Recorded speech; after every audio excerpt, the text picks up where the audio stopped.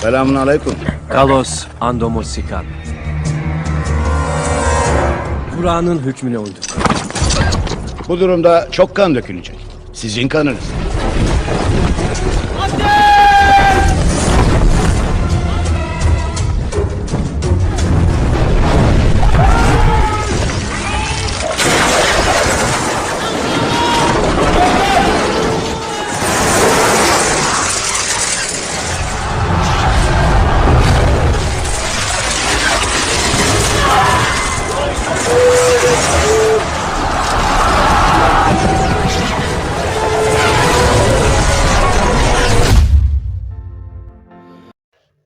Assalamualaikum warahmatullahi wabarakatuh. Ketemu lagi di kita akan membahas tentang Muhammad Al-Fatih, sang pengukir sejarah, penakluk Konstantinopel. Story Muhammad Al-Fatih, Sultan Ottoman, penakluk Konstantinopel. Salah satu pemimpin Turki Ottoman yang terkenal adalah Muhammad Al-Fatih atau Mehmed II. Muhammad Al-Fatih merupakan Sultan Turki Ottoman yang berkuasa selama 2 periode, yakni sejak Agustus 1444 September sampai 1446 dan Februari 1451 sampai dengan Mei 1481. Ia terkenal sebagai penakluk Konstantinopel yang sekarang Istanbul, Turki, yang sekaligus mengakhiri riwayat Kekaisaran Romawi Timur. Setelah naik tahta di usia 12 tahun, Muhammad Al-Fatih menaklukkan Konstantinopel pada usia 21 tahun. Berkat pencapaiannya, Mehmed II dianggap sebagai pahlawan di Turki dan Istanbul, sehingga namanya diabadikan di beberapa kawasan seperti Distrik Fatih, Fatih dan Jembatan Fatih Sultan Mehmed. Sağlıklı bir erkek evlat dünyaya getirdi sultanım. Peygamber Efendimiz'e hürmeten adı Mehmet olsun. Adını ben verdim, kaderini Allah verdi. Ia merupakan putra dari Sultan Murad II dan Huma Valide Hatun. Ketika berusia 11 tahun, ia dikirim oleh sang ayah untuk memerintah. Ini sesuai dengan tradisi Kesultanan Utsmaniyah, di mana pangeran yang sudah cukup umur akan diutus untuk memerintah suatu wilayah sebagai bekalnya kelak menjadi sultan. Murad II juga mengirim banyak guru untuk mendidik Muhammad Al-Fatih. Salah satunya adalah Molla Ghurani. Menjadi sultan di usia 12 tahun pada Agustus 1444. Setelah mengadakan perjanjian damai dengan sebuah wilayah, Murad II memilih turun tahta dan menyerahkan kepemimpinan kepada Muhammad Al-Fatih. Muhammad Al-Fatih pun naik tahta Kesultanan Turki Ottoman di usia 12 tahun. Karena usianya yang masih sangat muda, ia memerintah dengan banyak dibantu oleh Perdana Menteri dan orang-orang terdekatnya.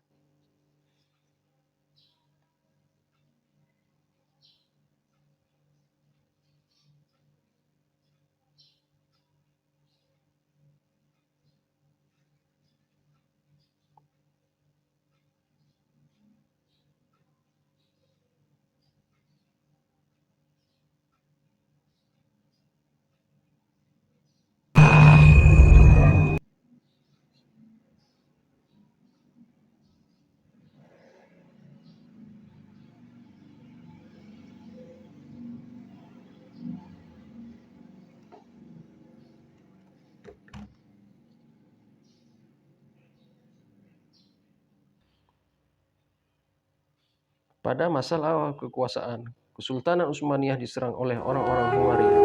Şehirleri fetheden, Saat itu pasukan Hungaria melanggar perjanjian dan menyerang Muhammad Al-Fatih karena dipengaruhi oleh utusan Paus Martinus V, yaitu Kardinal Julian Cesarini.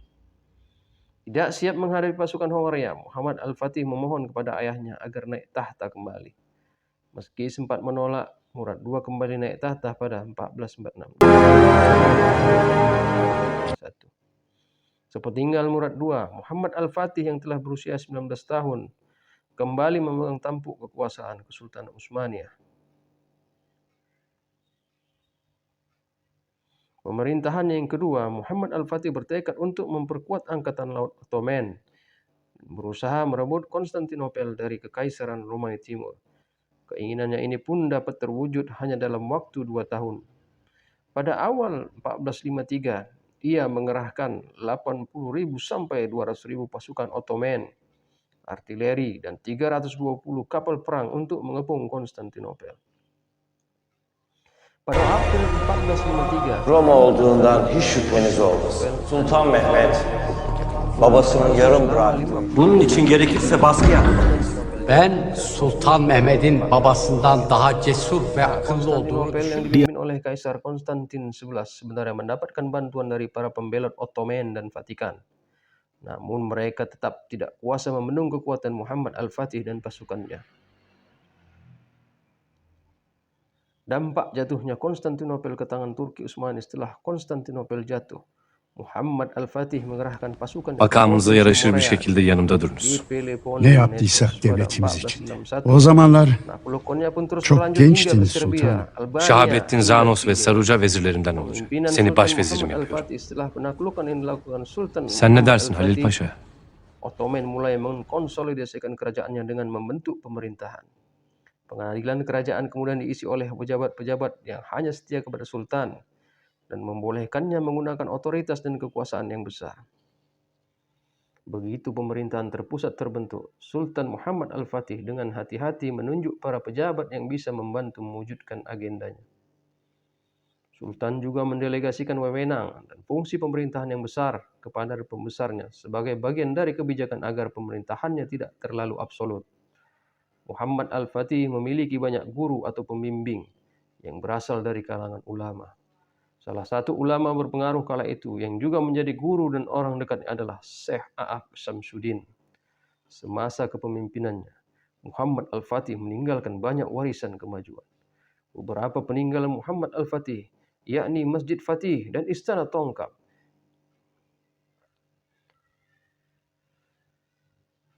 Pengganti Muhammad Al-Fatih Çekilebilirsiniz. 1481, Sultan Muhammad Al-Fatih Emriniz olur sultanım. harus dirawat beberapa hari. Pada akhirnya, Sultan Muhammad Al-Fatih meninggal pada 3 Mei 1481 dan jasadnya dikebumikan di komplek Masjid Fatih di Istanbul.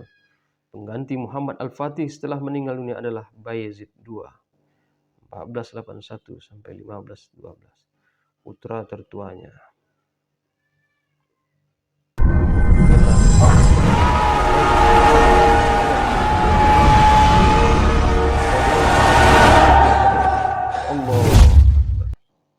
Assalamualaikum warahmatullahi wabarakatuh. Rasulullah pernah bersabda akan dibebaskan Konstantinopel dan sebaik-baik pemimpin adalah dia dan ini sebuah indikasi yang baik. Sultan Muhammad Al-Fatih atau Mehmet I dikenal sebagai penakluk Konstantinopel pada usia 21 tahun. Putra dari Sultan Murad I dan Huma Khalid Hatun di usia 11 tahun, ia telah memerintah Ahmad Shah sebagai gubernur oleh ayahnya sebagai bekal kelak menjadi seorang sultan. Setelah ayahnya turun tahta, Muhammad Al-Fatih pun diangkat menjadi Sultan Turki Ottoman di usia 12 tahun. Di usianya yang masih belia, Ecdadımın bana öğrettiği çok değerli bir şey var. penyerangan pasukan Hongaria sehingga ia memohon Tarih ayahnya yazmak untuk kembali naik tahta korkaklara sehingga göre bir Sultan iş Murad değildir. I menjadi sultan kembali hingga wafat pada 1451 di usia 19 tahunnya. Di usia tersebut, ia bertekad untuk merebut Konstantinopel dan Kekaisaran Romawi Timur dalam waktu 53 hari pengepungan dan akhirnya jatuh pada 29 Mei tahun 1453.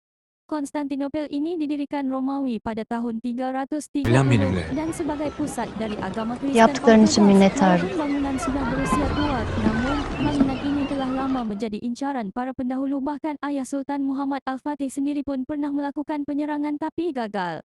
Selain hal tersebut, Sultan Muhammad Al-Fatih juga menguasai banyak bahasa yaitu Arab, Persia, Turki, Yunani dan lainnya. Muhammad Al-Fatih telah belajar Al-Quran, hadis, fikih, dan ilmu moden lainnya seperti ilmu berhitung, ilmu falak, sejarah, serta pendidikan kemiliteran secara teori maupun praktis, sehingga ia menjadi seorang yang fleksibel, inovatif, dan penuh kejutan, dan mengambil pelajaran dari banyak tokoh terdahulu.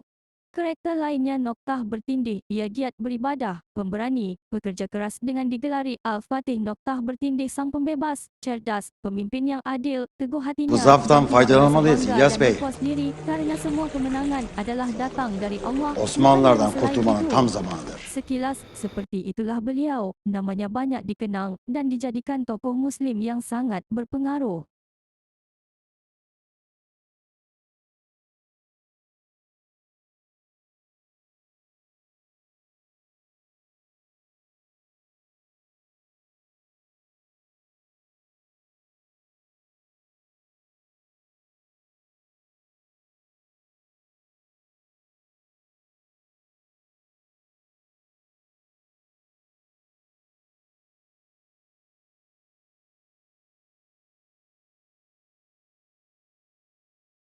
Orhan'ı yemeğe davet et.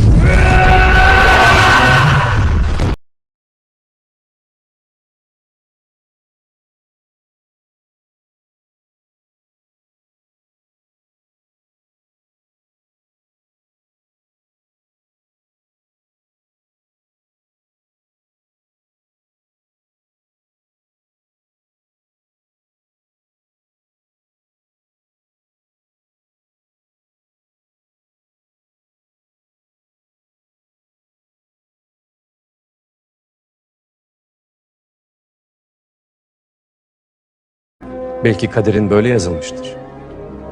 Yoksa ölümün elimden olacak.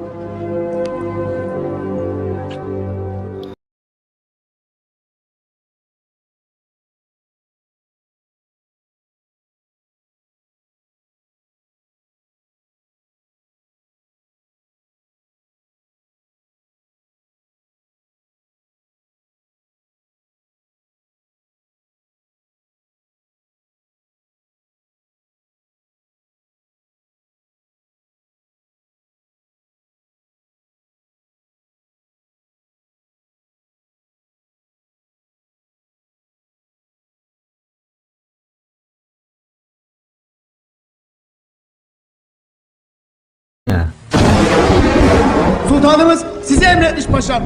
Allah. Eşhedü enne Muhammeden abdühü ve resulü.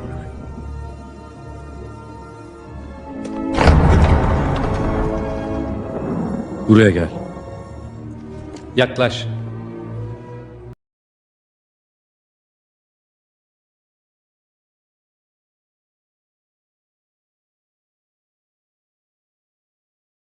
Latin devletleri de Şu iki burcun yapımı sana ait olacak. Her halükarda kan dökülecek.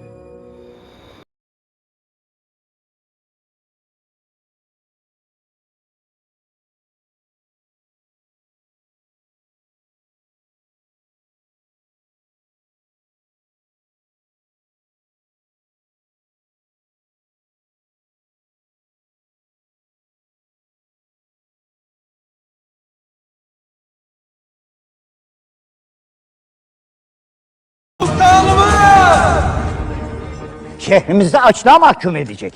Kuşatmaya hazırlanıyor. Burnumuzun dibine gelmiş, hisar yapıyor. Kardeşlerime haber verin. Ordularını toplayıp buraya gelsinler. Çalışın.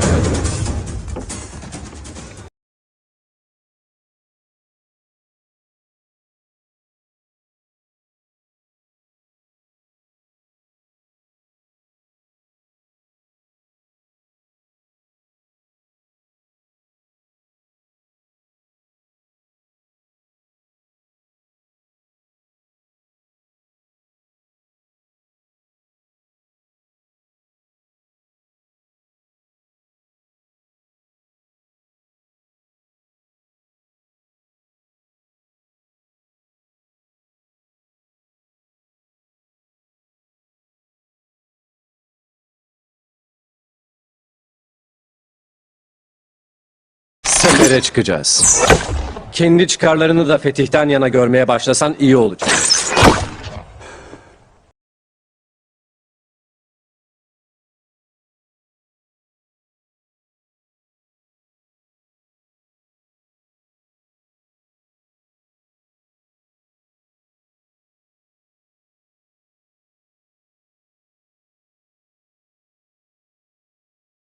Geçmişte bize yaptıklarını unuttunuz mu? Her halükarda Konstantin'e bir haberci yol. İmanımızı elimizden almaya çalışıyorlar.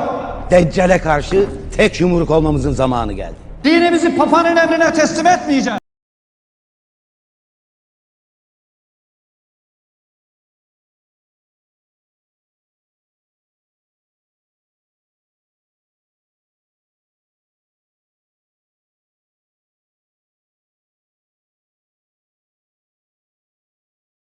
Hadi kızım acele et.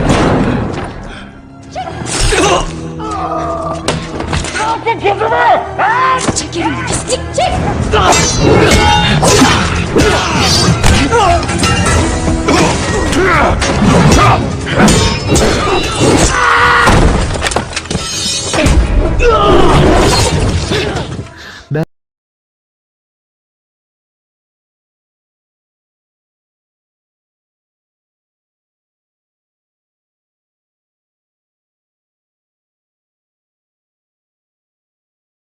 Senin surlarını yerle bir edecek. Dilediğiniz büyüklükte topu dökebiliriz. Tarihin bir daha göremeyeceği büyüklükte bir top dökmeni istiyorum. Seni ve yardımcını aramızda görmekten memnun oldum. Sağ olun efendim. Kolay gelsin. Sağ olun efendim.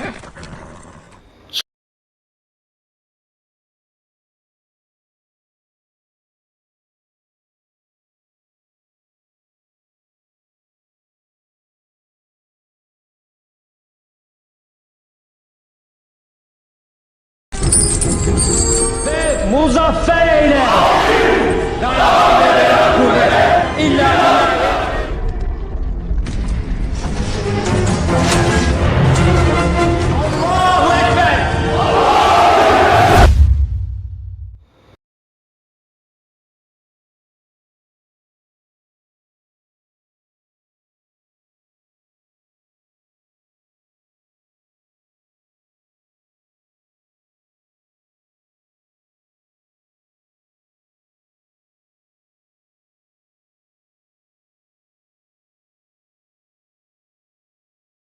Türkler bir mucize yaratmış.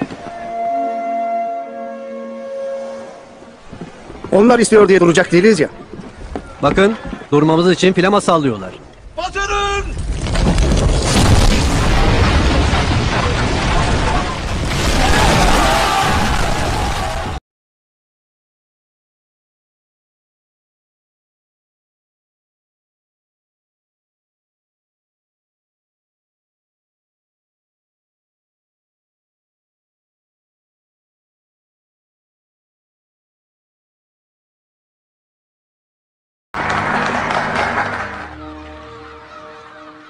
Sevgili Giovanni Longo di Giustiniani.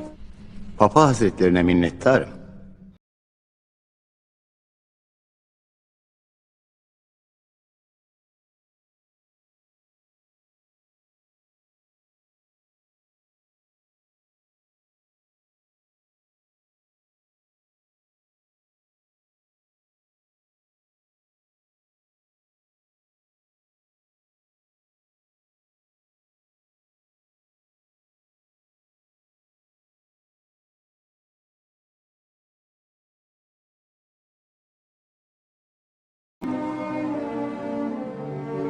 Gel oğlum.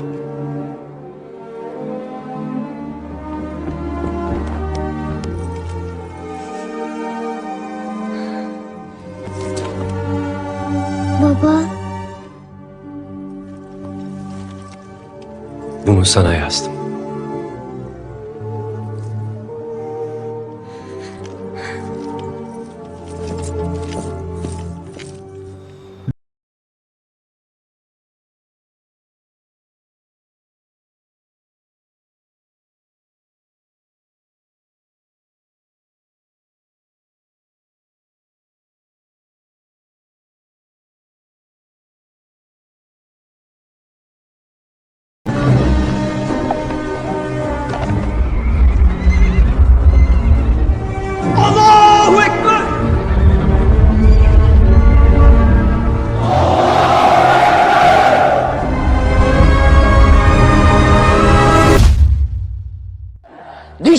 zehri gırtlağımıza geçirmek, himayesindeki sınırlarımızı,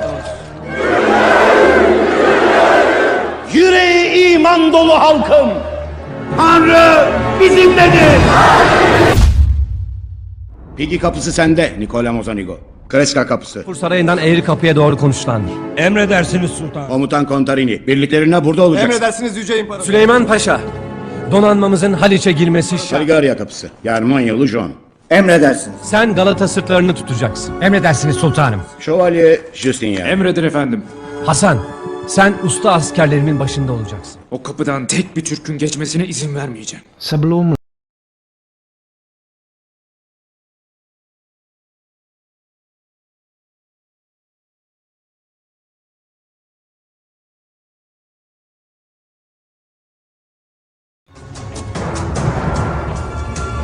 Bu durumda çok kan dökülecek. Sizin kanınız. Biz yarım kalanı tam etmeye geldik.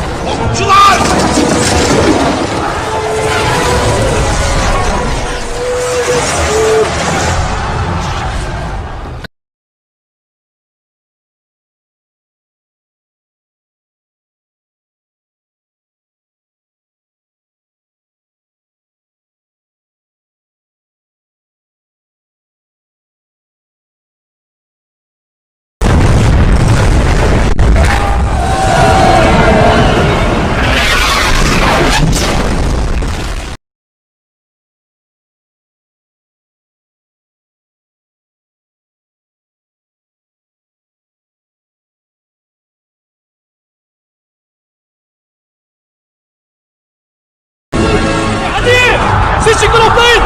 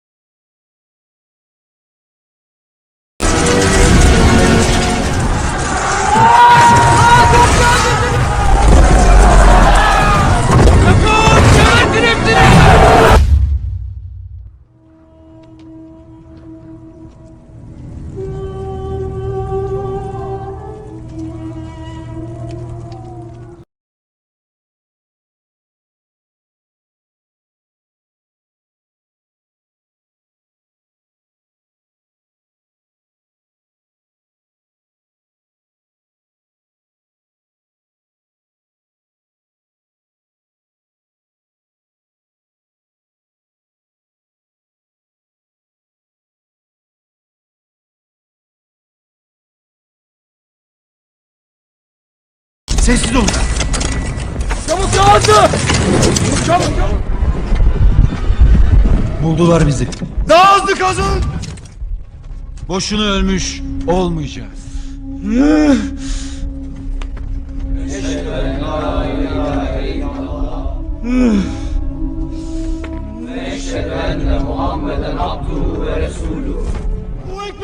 Allahu Ekber! Kaçın! Allahu Ekber!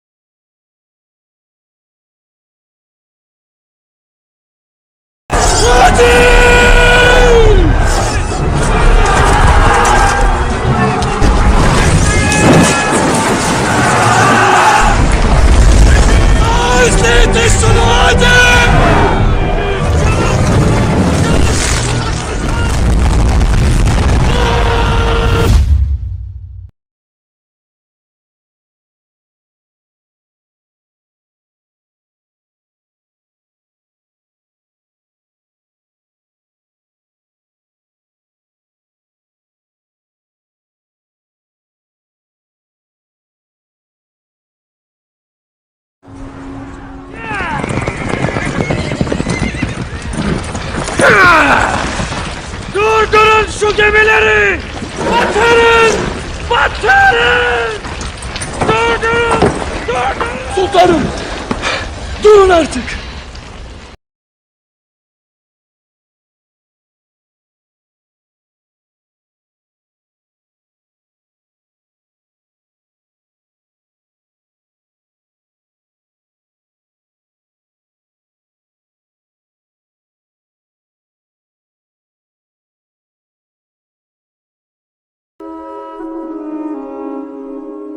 Asker perişan, çok huzursuz. Otağında mı? Evet Akşemseddin Hazretleri.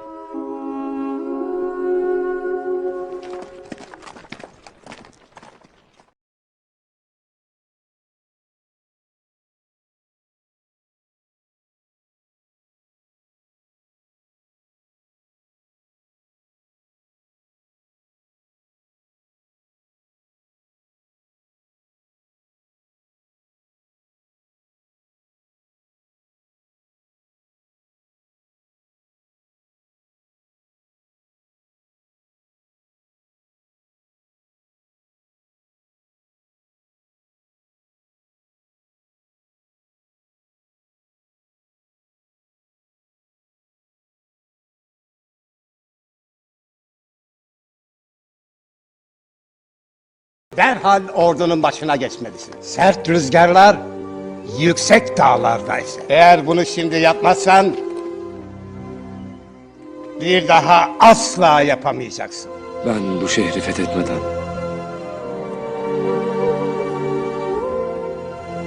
dönmeyeceğim baba.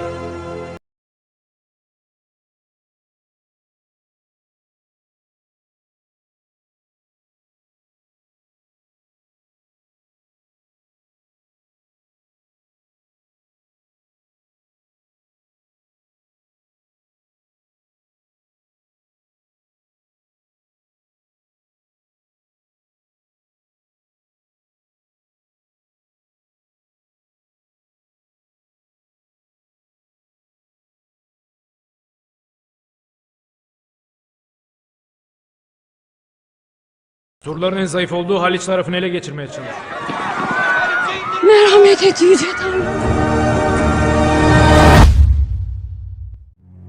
Askerlerim! Düşmanlarımızın bizi yok etmek için geçmişimiz zaferlerle dolu. Göğsümüze uzattığı kılıçlarını kırdık. Nice zorlu kaleleri, şehirleri aldık. Bugün burada bize düşen bayraklarını alaşağı ettik. Allahu Ekber! Sabah olduğunda Allahu Ekber!